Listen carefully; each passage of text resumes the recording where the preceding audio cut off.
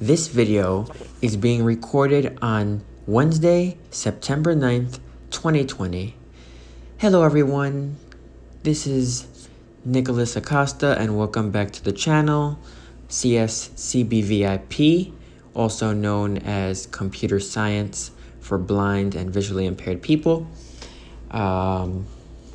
It's been a while since I've done a video. I just started at school about 2 weeks ago on August 26th, so exactly 2 weeks ago. And it's been very hectic.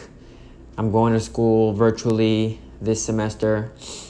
This is my 6th semester, but I graduate next year in May, so only one more to go. And then I've also been looking for other colleges. I'm applying to about 4 different colleges, 4-year colleges, of course, because after this, I'm gonna be working on my bachelor's in computer science and probably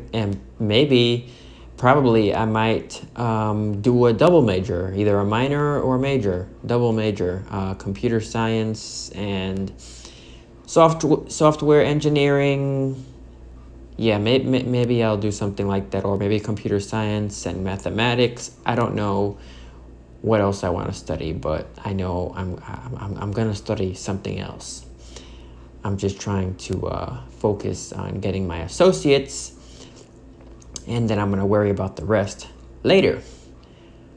But with that being said, I am doing pretty well right now. It's a challenge for me, and so I haven't been putting up a lot of videos on this channel, and it has me very, very concerned because I wanted to, my goal for 2020 was to put up as many videos as I possibly could. And after COVID hit, after the whole pandemic thing began in March, it just went downhill from here. But I'm all right. Just wanted to do a quick video for you guys. On August 13th, they released iOS 13.6.1, and this had to fix a lot of issues. This fixed a few bugs in iOS 13. But then on Tuesday, September 1st, Apple releases iOS 13.7. Completely unexpected. I wasn't expecting this. Now, they were talking about it on YouTube, that 13.7 was in beta only for a short time. It was the GM or the Gold Master, and they were going to be releasing it to the public. And the only feature was it introduced COVID-19 exposure notifications. Now, keep in mind that this feature is only available on the iPhone. It's not available on the Mac. It's not available on iPadOS. It's not available on, I don't think it's available on Apple Watch, but I know it's only available on the iPhone. So let's get started with the video. I just wanted to do that quick little introduction. And so the reason why I'm talking about this is because it's very, very important. And so there are a few things that I want to talk about related to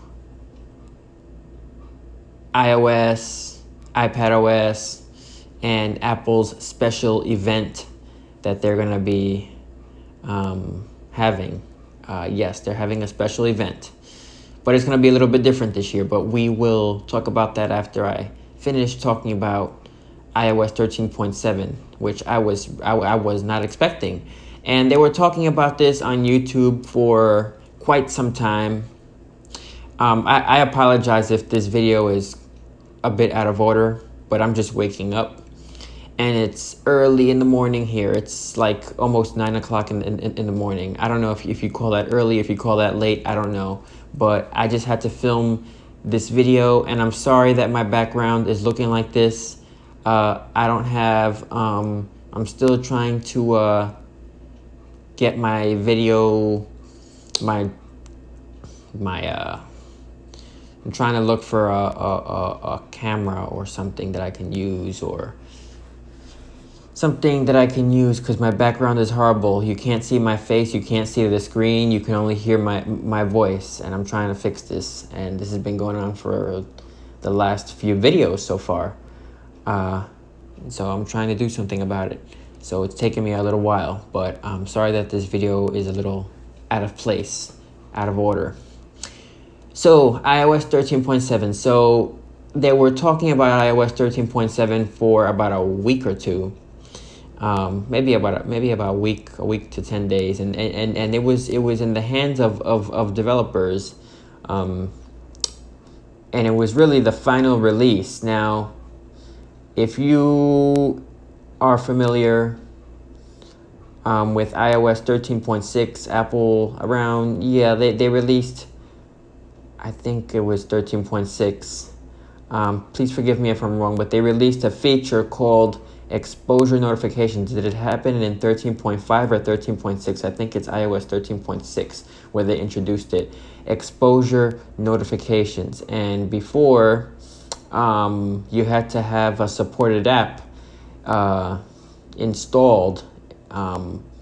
It was both Apple and Google who released these APIs, and then app developers were able to use these APIs to, for exposure notifications, COVID-19, exposure tracking. That's what it is. So you would install an app onto your device, and only on the iPhone. It doesn't work on iPad OS, but you would install an app from the App Store that supported that would support COVID-19 exposure notifications, and one of the first apps to do this was an app that Apple released for COVID-19 with exposure notification tracking built in. So you would install the app, and then the feature would be turned on by default. By default, this feature, if you were to install the app and then you uninstalled it, the feature would be disabled. Now, after updating to iOS 13.6, the app is the exposure notifications are disabled by default. Well, at least they were. And just whenever if you were to install an app, then it would just enable itself. And you used to be able to access it through going into your settings, privacy, health, and then you would see exposure notifications. But like I said, it was off, and you couldn't turn it on. You couldn't turn it on unless you had an app installed. So now let's fast forward to iOS 13.7. This fixes a lot of bugs. It was introduced for iPad OS. It was introduced for the iPad, so it was also iPad OS 13.7. They released that, and it just fixes bugs because exposure notifications aren't available in iPad OS, only on the iPhone. I know I've said that a bunch of times now, but yes, it's only available on the iPhone. So if I highly recommend that you install it on the iPad if you have one, because it's going to fix a lot of issues. And for the iPhone and the iPad, no accessibility changes have been reported that I've noticed. The main highlight was COVID-19 exposure notifications express. So 13.7, when you go into iOS 13.7 on your iPhone, and you go into your settings app, they've designed a special they gave exposure notifications its own setting. You no longer have to go into privacy and under health. You just open up settings and it's right on the main settings screen. Exposure notifications. This is off by default, but I decided to test it out, and it works pretty well with VoiceOver. The only downside is that exposure notifications hasn't been turned on where I live. I live in New York. It hasn't been turned on unless I were to install an app, a supported app, third-party app that supports exposure notifications. But you basically go into the menu, you turn it on. It's gonna ask you to choose your state. I chose New York. It's gonna say to choose your country. You choose United States if you live in the U.S. And then after that, I had to choose my city. I chose New York, and then all this stuff is absolutely private. It's very, very secure. And after that, it just told me that it wasn't available in my area. But within this menu, even if it's not available, there's a switch button that's turned on by default that will notify you when this COVID-19 exposure notifications express is available in your area, and then you can enable it. Your local government has to enable this feature. So there you have it, iOS 13.7. The battery life is excellent. It's fast. This update is a fast update. Before updating, I had 4.23 gigabytes on my iPhone. And then after updating, it was 4.24. So I gained just a little bit of storage, not much. But yeah, that's iOS 13.7, guys. And no updates have been released for the Mac. We're just waiting until iOS 14 drops. iOS 14 is on beta 7. I think beta 8 is going to be coming out soon. But we're getting closer and closer to the final release date. And this brings me to Apple's event that they're going to be holding on next week, actually, on Tuesday, September 15th.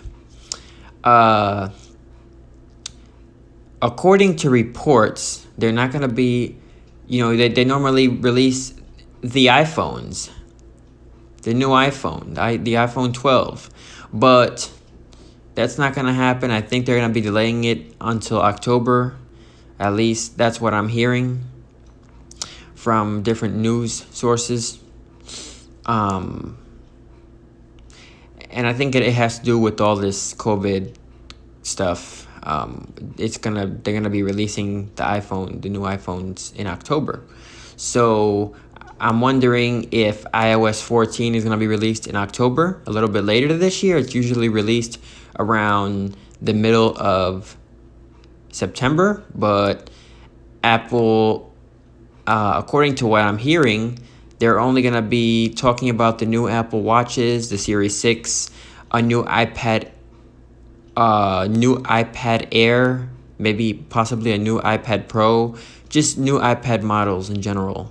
And also their rumored AirTags, which is supposed to be something similar to what, if you know what the Tile is, you basically, it's like you attach it to a keychain or to your bag, and you use the Tile app to track, if you lost something, you put a Tile tracker on it, and Yeah, you just use the app to locate your lost items on a map. That's been out for a while, but this long-awaited, these long-awaited AirTags that Apple's been working on, they were talking about maybe they're gonna release it on September 15th, or and then there are reports on new AirPods, over the ear AirPods. We have the earbuds, but now they're gonna release something that goes over your head, like something similar to like Bose or I don't know, Sony or whatever. They're not going to be earbuds. They're going to be over-the-ear headphones. Maybe they'll call them, I don't know. Reports are saying AirPods Studio, maybe? I don't know. We have to wait and see.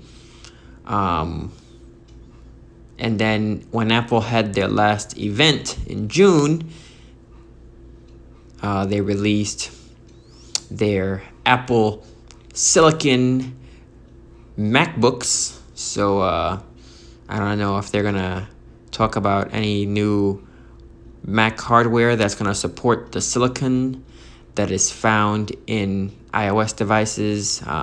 It's pretty cool. I've been following what all this stuff that they're gonna be switching over to silicon and stuff. I've been really looking into that. That's gonna be pretty interesting. But that's really much it. That's really it. Practically, that's all I wanted to talk about today. Just stay tuned for Apple's event. Whatever they talk about, I'm very excited. Any major refreshes, any major improvements to the Apple Watch Series 6. I want to know what they're going to be doing this year. Just know that we don't know when iOS 14 is going to drop. It's going to be available to the public. I know they're going to release the GM or the Gold Master, which is basically the final version. And they usually release it a week before the public. A week before it goes live publicly. They just release it to developers. But the GM is really the final version unless they need to fix some serious issues. Then they'll release a second Gold Master to developers. But yeah, I'm happy. I can't wait until iOS 14 is released and watchOS 7 and macOS 11 Big Sur. I can't believe that we're on 11 already. They actually went from 10.15 to 11 because 10 has been around for many years. So from everything that I've been reading, we're on Big Sur, which is macOS 11. So yeah, I hope everyone has a wonderful day. And I apologize for the lateness, but I've been so busy with school. I have so many videos that I want to release. I haven't had the time. I'm taking 4 courses this semester, and just I'm trying to do well in school. That's the goal here. But as long as I have the time to put videos together for all of you, I promise I will put videos together. And with that, I hope everyone has a wonderful day, and we will talk soon. Bye-bye.